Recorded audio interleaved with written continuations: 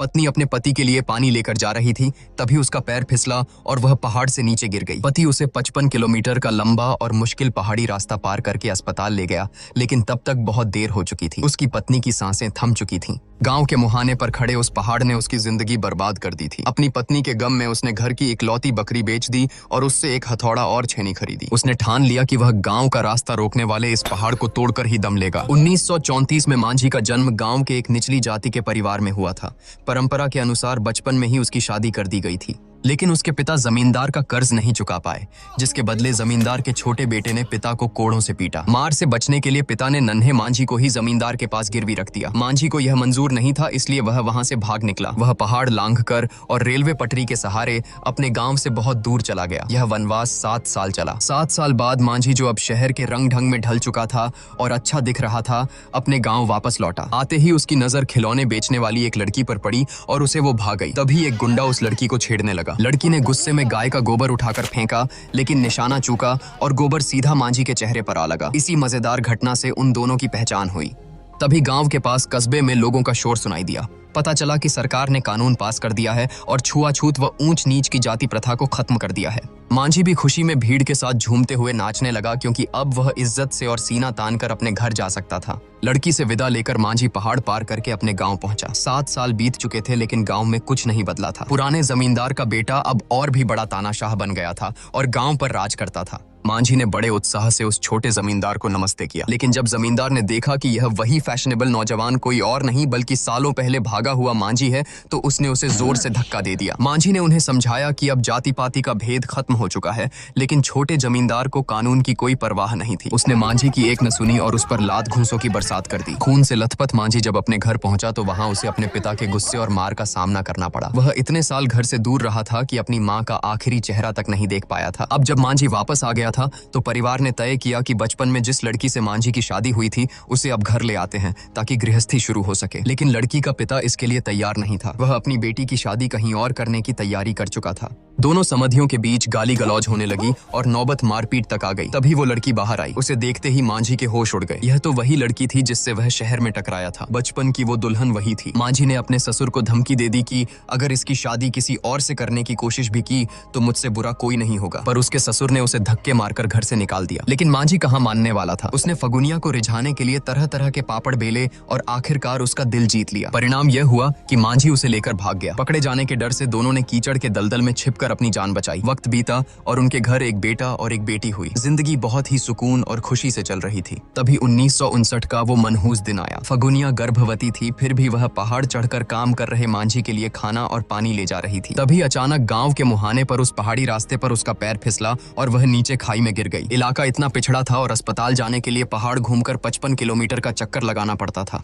जब तक मांझी उसे अस्पताल पहुंचाता तब तक उसकी सांसें थम चुकी थीं। उस पहाड़ ने मांझी की दुनिया उजाड़ दी थी। ताकि यह हादसा किसी और के साथ न हो, मांझी ने घर की आखिरी बकरी बेच दी और उससे एक छेनी और हथौड़ा खरीद लाया। उसने कसम खाई कि वह इस पहाड़ का गुरूर तोड़ेगा और बीच से रास्ता बनाएगा। गांव वाले उसे पागल कहकर उस पर हंसते थे, ताने मारते थे, लेकिन मांझी का हौसला कभी नहीं डगमगाया। उसे यकीन था कि वह रास्ता बनाकर ही रहेगा। देखते ही देखते 2 साल बीत गए। मांझी रोज पहाड़ तोड़ता रहा, छेनी हथौड़े घिसते रहे, बदलते रहे। ऐसे ही 5 साल बीत गए। एक दिन वहां से एक पत्रकार गुजरा और उसने मांझी की इस जिद के बारे में सुना। मांझी ने अपना समय बचाने के लिए अब घर जाना भी छोड़ दिया था और पहाड़ पर ही अपना डेरा जमा लिया था। 1 साल बाद जब वह पत्रकार वापस आया तो वह यह देखकर दंग रह गया कि मांझी अब भी पहाड़ तोड़ने में लगा हुआ है। वह उस पागल आदमी से मिलने खुद पहाड़ पर गया।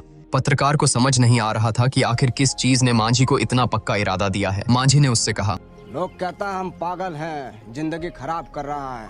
ये भीतर का घाव जब तक ये टूटेगा नहीं रहेगा नहीं। बहुत भारी काम ले लिए हैं, टूट जाए तो बताइएगा, आपका फोटो छाप देंगे अखबार में। पहाड़ तोड़ते हुए 6 साल बीत चुके थे। अब पहाड़ के बीच से थोड़ा रास्ता बन गया था और लोगों ने उस रास्ते से आना जाना शुरू कर दिया था, जिससे उनका 1 घंटा बचने लगा था। उसी दौरान पत्रकार और मांझी की फिर बात हुई। पत्रकार थोड़ा शर्मिंदा था। उसने बताया कि वह कॉलेज से एक ईमानदार पत्रकार बनने का सपना लेकर निकला था, लेकिन अब वह सिर्फ नेताओं के हाथ की कठपुतली बनकर रह गया है। मांझी ने भोलेपन से पूछा, तो तुम अपना खुद का अखबार क्यों नहीं शुरू करते? इतना बड़ा बात आप इतना आसानी से बोल दिए। अखबार निकालना इतना आसान काम है क्या? पहाड़ तोड़े से भी मुश्किल है का। धीरे धीरे पहाड़ में एक बड़ा रास्ता दिखने लगा था, लेकिन उसी साल किस्मत ने फिर परीक्षा ली। भयानक सूखा पड़ा, गांव के सारे कुएं सूख गए, लोग और जानवर गांव छोड़कर भागने लगे। मांझी के पिता भी उसके दोनों बच्चों को लेकर गांव छोड़कर जाने लगे। उन्होंने मांझी को भी साथ चलने को कहा कि बारिश के बाद लौट आएंगे, लेकिन मांझी ने साफ मना कर दिया। उसने अपनी सारी जमा पूंजी पिता को दे दी और हाथ जोड़कर कहा कि बस मेरे बच्चों का ख्याल रखना। भीषण गर्मी और सूखा, मांझी के पानी के बर्तन में अब एक बूंद भी नहीं बची थी। प्यास से तड़पते हुए वह गांव के सूखे कुएं में कूद गया, सिर्फ इस उम्मीद में कि शायद तलहटी की कीचड़ में थोड़ी नमी मिल जाए और वह उसे चूसकर अपनी प्यास बुझा सके। ऐसे जानलेवा हालात में भी मांझी ने छेनी नहीं रोकी। वह रोज पहाड़ तोड़ता रहा। एक दिन अचानक हथौड़ा मारते ही जमीन धंस गई और एक गुफा जैसा गड्ढा बन गया। मांझी भी उसमें गिर पड़ा। जब वह मिट्टी झाड़कर उठा तो उसकी आंखें फटी रह गईं। वहां पानी था। उसने जी भर के पानी पिया और फिर पास में पड़ी घास और पत्ते चबाकर अपनी भूख मिटाई। दुनिया की कोई ताकत उसे रोक नहीं सकती थी, लेकिन तभी एक जहरीले सांप ने उसके पैर के अंगूठे में काट लिया। जहर का असर तुरंत होने लगा, उसका सिर चकराने लगा और आंखों के आगे अंधेरा छाने लगा। अपनी जान बचाने के लिए मांझी ने तुरंत फैसला लिया। उसने अपने अंगूठे को कसकर बांधा, उस पर अपनी छेनी रखी, कुछ सेकंड सोचा और फिर हथौड़े के एक ही वार से अपना अंगूठा काटकर अलग कर दिया। दर्द के मारे वह वहीं बेहोश हो गया। न जाने कितनी देर बाद बादलों की तेज गर्जन से उसकी नींद खुली। मूसलाधार बारिश हो रही थी, सूखा खत्म हुआ और कुछ दिनों बाद गांव वाले भी वापस लौट आए। अब लोगों ने देखा कि मांझी की मेहनत रंग ला रही है। अब पहाड़ पार करने में पहले से 2 घंटे कम लगते थे। पहाड़ के बीच अब एक साफ रास्ता नजर आने लगा था। गाँव वाले हैरान थे, उन्हें यह किसी चमत्कार से कम नहीं लग रहा था। यहाँ तक कि मांझी के पिता जो पहले उसे पीटते थे अब उसका हौसला बढ़ाने लगे। पालक बाबा जिंदाबाद। छेनी हथौड़ी खातिर बकरी बेच दिया रे। सुअर के औलाद बाप है हम तोर। साला तोरा दिमाग घुमक गया है रे। बड़ा पहाड़ तुरैया बन रहा है, कहा जाने कौन खजाना निकलेगा ये पहाड़ में एकरा। चल बेटा मरे दे ये ओखड़ के साला। कमाल कर दिया। जुनून है भैया, हम गर्दा उड़ा दिया। वाह बेटा, देखा दिया, हम ही अंधा थे। कुछ समय बाद वही पत्रकार फिर मांझी से मिलने आया। आप कहे थे ना अपना अखबार काहे नहीं छाप लेते, छाप लिया अपना अखबार। शानदार, जबरदस्त, जिंदाबाद। एक फोटो खींच लें आपका। साल 1972 में देश की प्रधानमंत्री उस इलाके के दौरे पर आईं। पत्रकार मांझी को उनसे मिलाने ले गया। एक जनसभा के दौरान स्टेज टूट गया और भीड़ के बीच मांझी ने ऊपर चढ़कर उसे सहारा दिया। मौका पाकर मांझी ने प्रधानमंत्री से सड़क बनवाने की गुहार लगाई। खुश होकर प्रधानमंत्री ने अपना फूलों का हार मांझी को पहना दिया। पत्रकार ने तुरंत यह फोटो खींच ली।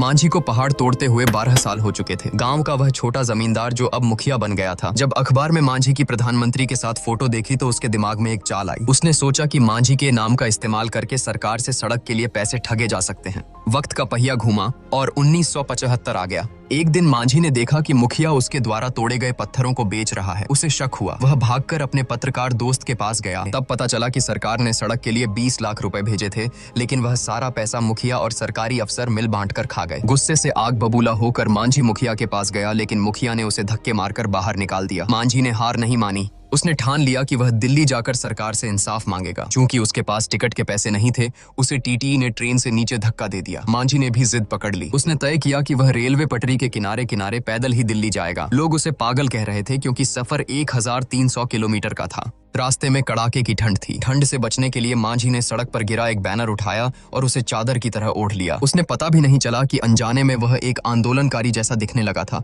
और देखते ही देखते उसके पीछे विरोध करने वालों की एक बड़ी भीड़ जमा हो गई। हजारों लोगों की भीड़ के साथ मांझी दिल्ली पहुंचा, लेकिन प्रधानमंत्री आवास के बाहर ही उसे रोक दिया गया। मांझी ने वो पुराना अखबार निकाला जिसमें प्रधानमंत्री के साथ उसकी फोटो छपी थी, यह सोचकर कि शायद इसे देखकर उसे अंदर जाने दिया जाएगा। लेकिन सुरक्षा कर्मियों ने न केवल उसे धक्के मारे बल्कि उस अखबार के टुकड़े टुकड़े कर दिए और उसे जबरन वापस उसके गांव भेज दिया। टूटे हुए सपने लेकिन अटूट हौसले के साथ मांझी वापस गांव लौटा और फिर से पहाड़ तोड़ने में जुट गया। लेकिन अब हालात बदल चुके थे। अब वह अकेला नहीं था। उसकी लगन देखकर गांव के और लोग भी उसके साथ जुड़ गए और हाथ बंटाने लगे। यह देखकर उस दुष्ट मुखिया से रहा नहीं गया। उसने वन विभाग के अधिकारियों के साथ सांठ-गांठ की और मांझी को गिरफ्तार करवा दिया। इल्जाम लगाया गया कि वह सरकारी संपत्ति चुरा रहा है और अवैध रूप से पत्थर काट रहा है। मांझी जेल में था। तभी उसके पत्रकार दोस्त ने गांव वालों को इकट्ठा किया और थाने के बाहर जबरदस्त विरोध प्रदर्शन शुरू कर दिया। पुलिस थाने के बड़े साहब समझ गए कि यह वन विभाग वालों की काली करतूत और आपसी रंजिश है। उन्होंने वन विभाग वालों को फटकार लगाई और मांझी को बाइज्जत बरी कर दिया। मांझी फिर अपने मिशन पर लग गया।